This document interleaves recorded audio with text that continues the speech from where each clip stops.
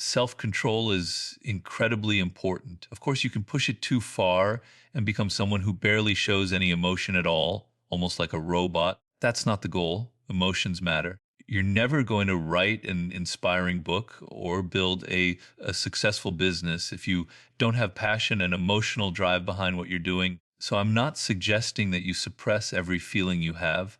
That would actually work against you. Instead, the key is learning which emotions serve you and which ones end up creating problems, especially when you're dealing with other people. You don't eliminate your emotions, you learn to direct them. You recognize that certain emotional reactions make you appear weak, overly dramatic, unreliable, or incapable of handling responsibility. In many ways, it's similar to acting.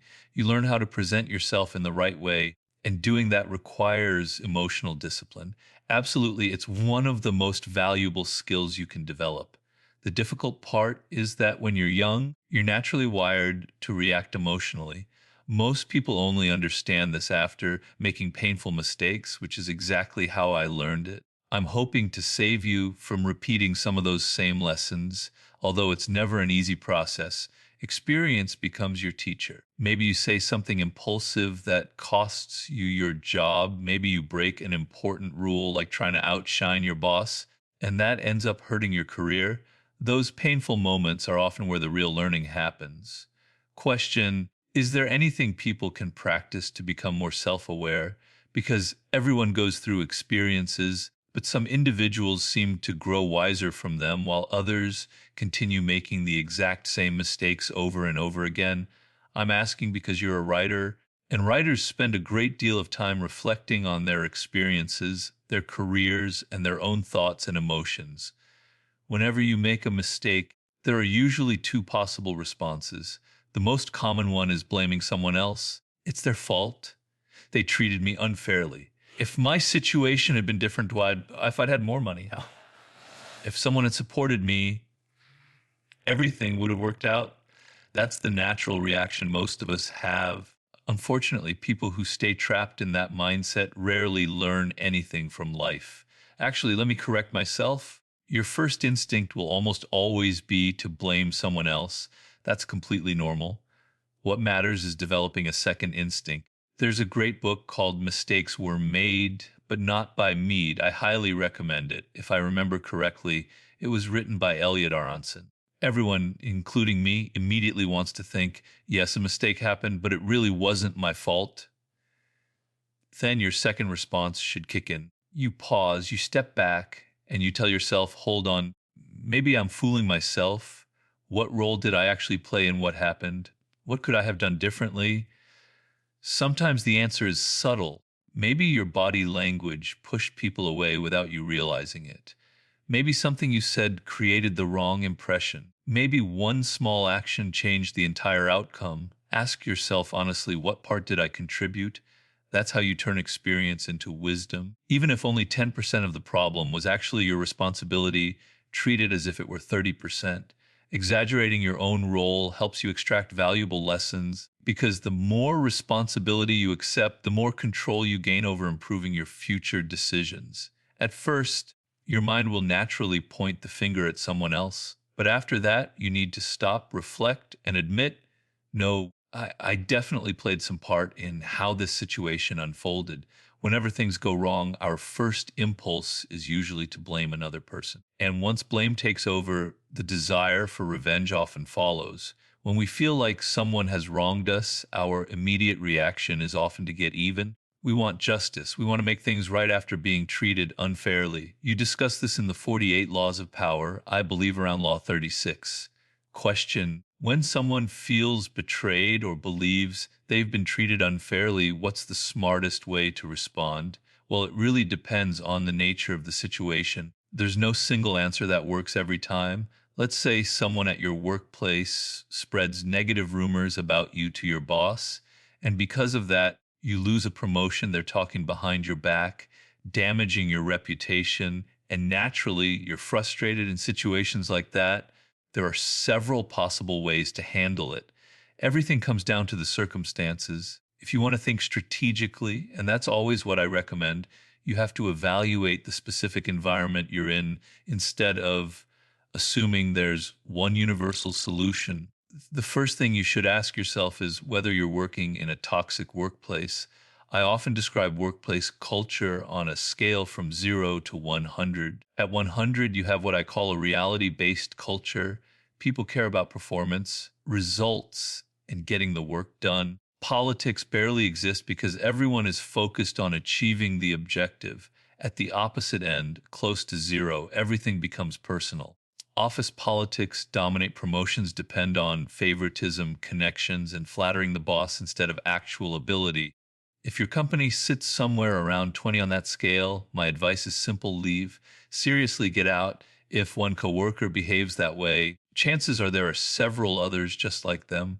Toxic people usually don't exist in isolation, they thrive in toxic environments. So before anything else, ask yourself, is this really a place where I should be building my career? If the answer is no, start planning your exit. Now, maybe you can't leave immediately. Maybe you genuinely need that job and it's only one difficult coworker creating problems. In that case, you have a few different options. The first question becomes, is this worth taking personally? Instead of saying, I'll take the high road, because honestly, I've never liked that phrase. You simply decide that getting emotionally invested isn't worth the cost. You focus your energy elsewhere. You continue doing excellent work. You find another path toward the promotion. You let your success speak for itself. Because in many situations, success truly is the most satisfying form of revenge. Ignore the person who tried to sabotage you. Stop wasting energy thinking about what they did and concentrate on earning the opportunity you deserve through your own performance. That's one strategy. The second possibility is different. Sometimes you have to play the game they're playing. When you're dealing with highly unethical people, people who will do absolutely anything to gain power while you still operate with principles, the battle becomes uneven. They have options you're unwilling to use, which immediately puts you at a disadvantage. So, what do? You adopt what's known in military strategy as deterrence. You make it clear that you're not an easy target. You don't launch a full scale war, but you send one unmistakable message. You do something controlled, something calculated, something that lets them understand there will be consequences if they continue attacking you. Maybe you expose something that damages their credibility. Maybe you allow information to spread that weakens their reputation. Whatever you do, it isn't about becoming a bad person. It's about drawing a line once and only once to communicate. Don't mistake my patience for weakness. Because if someone believes there are no consequences, they'll continue taking advantage of you again and again. That's why you really have three possible paths. If the workplace is hopelessly toxic, leave. If ignoring the conflict and focusing on your own success gives you the greatest long term advantage, choose that. But if you're dealing with someone who only understands strength, sometimes you have to demonstrate that you're capable of defending yourself. There has to be a consequence attached to crossing your boundaries. People with predatory personalities naturally look for easy targets. Predators always prefer vulnerable prey. That said, there's another interesting possibility. Suppose you choose the second approach, not reacting emotionally, acting as though their attack didn't affect you, continuing to perform at a high level, and staying completely composed. That alone can become intimidating. They'll start wondering, why didn't this person fall apart?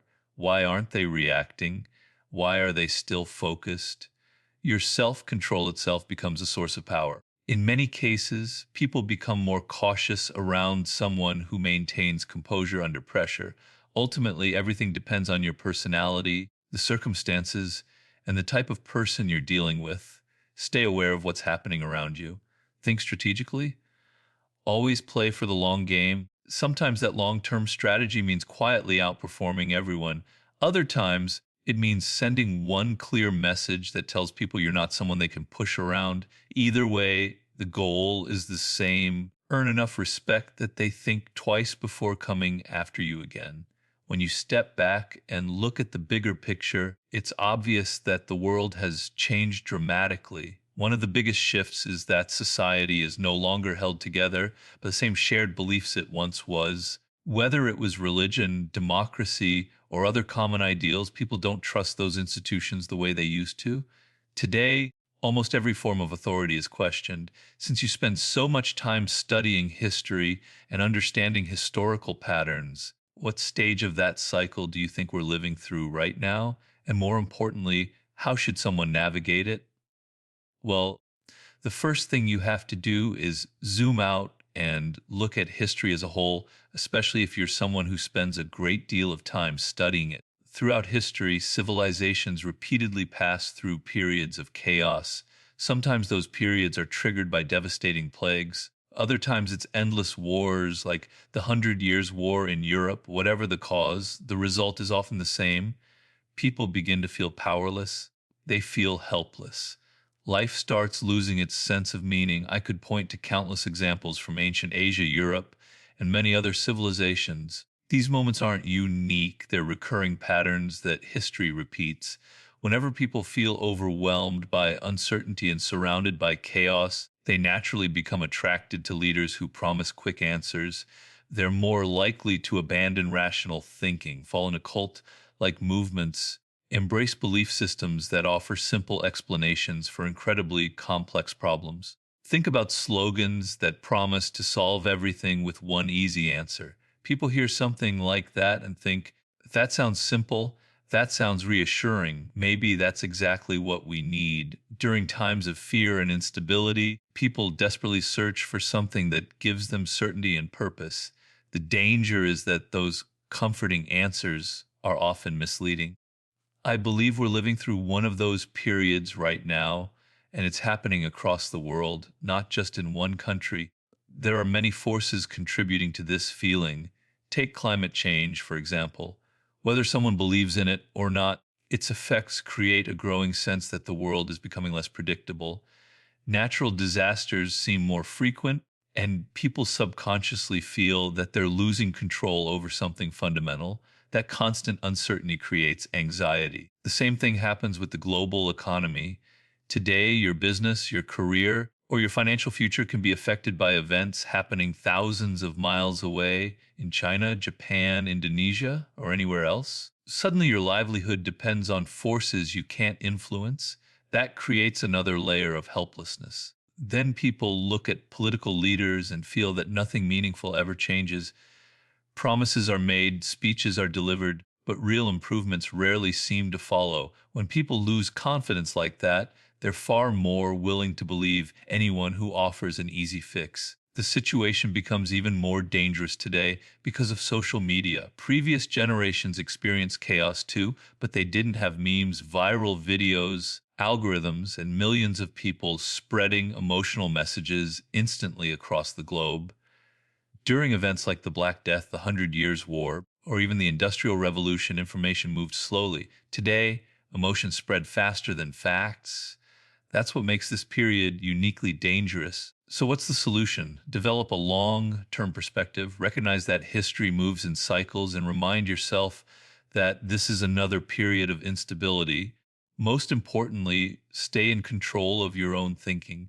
Don't immediately believe everything people tell you.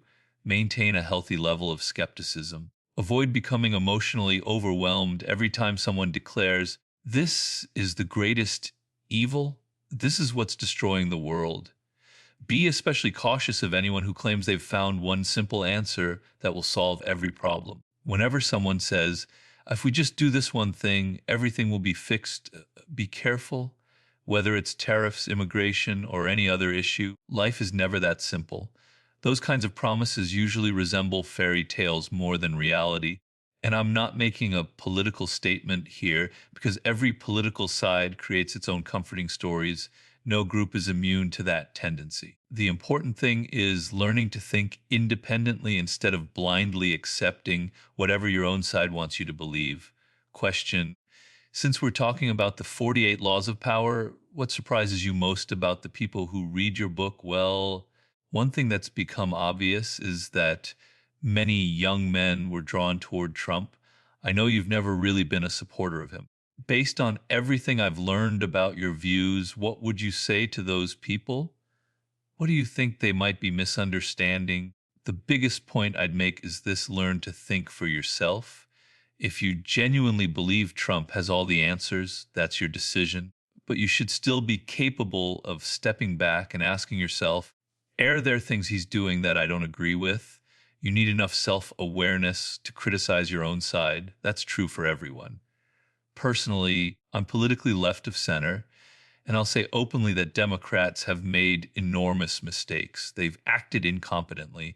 They mishandled the election. They've often failed in spectacular ways. It isn't easy for me to admit that because it's generally the side I identify with. But I refuse to pretend they're right about everything. Some of their policies, especially around certain aspects of woke ideology, I simply don't agree with. That's exactly the point. Real strength means being willing to question the people you support instead of defending them no matter what. Maintain your dignity. Keep your independence. Don't surrender your ability to think critically just because you've chosen a side.